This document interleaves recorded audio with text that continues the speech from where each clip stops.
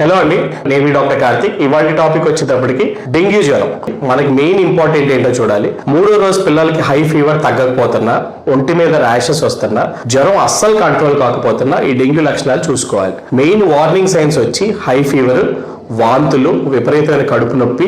పిల్లలు జ్వరం లేనప్పుడు కూడా డల్ గా ఉంటే ఈ డెంగ్యూ జ్వరం గురించి మీ డాక్టర్ గారు పరీక్ష చేస్తారు. దీంట్లో ప్లేట్లెట్స్ ఒక్కటేనా ఇంపార్టెంట్. పిల్లల్లో డెంగ్యూ వచ్చిన వెంటనే ప్లేట్లెట్స్ ఇదే ఉంటుంది పిల్లల్లో. పుట్టి ప్లేట్లెట్స్ ఒకటే కాదండి. ప్లేట్లెట్స్ అనేది ఒక పార్ట్ ఆఫ్ అదొక జస్ట్ క్లినికల్ ఫీచర్ అంతే. మిగతా ఫీచర్స్ అంటే పిల్లోడు ఎలా ఉన్నాడు, ఫీవర్ తగ్గుతుందా లేదా, ఆకలి ఉందా లేదా, వేరే కాంప్లికేషన్స్ అంటే ఒళ్ళు ఉబ్బరము, బీపీ తగ్గడము, ఆయాసం రావడము, ఇలాంటి కాంప్లికేషన్స్ అన్నాయి అన్నది రెగ్యులర్ గా ఫాలో అప్ చేయాలి. చాలా మంది పిల్లలు ఇంట్లో హోమ్ మెజర్స్ కి అంటే వాటర్ ఎక్కువ తాగిపించి రెస్ట్ ఉంచి ఈటిల్కుంటేనే తగ్గిపోతుంది. కానీ డెంగ్యూ అనేది చాలా లైఫ్ థ్రెటనింగ్ డిసీజ్. చాలా మంది పిల్లలు సడన్ గా ఒక రోజు బాగుండి 2వ రోజుకి త్వరగా సిక్ అయిపోతారు. ఇది డెంగ్యూ అనేది అడల్ట్స్ లో డిఫరెన్స్, పిల్లల్లో చాలా డిఫరెంట్. దానికి తగ్గ ట్రీట్మెంట్ ఇప్పించాలి. ఈ డెంగ్యూ అనేది ఒక దోమ కుట్టడం వల్ల వచ్చిందే తప్ప ఫుడ్ వల్ల దీని వల్ల వచ్చింది కాదు. కాబట్టి గిల్టీగా ఫీల్ అవ్వాల్సిన అవసరం లేదు. దాని తగ్గట్టు ప్రాపర్ ట్రీట్మెంట్ తీస్తే డెంగ్యూలో మార్టాలిటీ అనేది 0కి తీసుకురావచ్చు. సో డెంగ్యూ వచ్చినప్పుడు హాస్పిటల్లో డాక్టర్ అడ్వైస్ ఫాలో అవ్వండి. Thank you.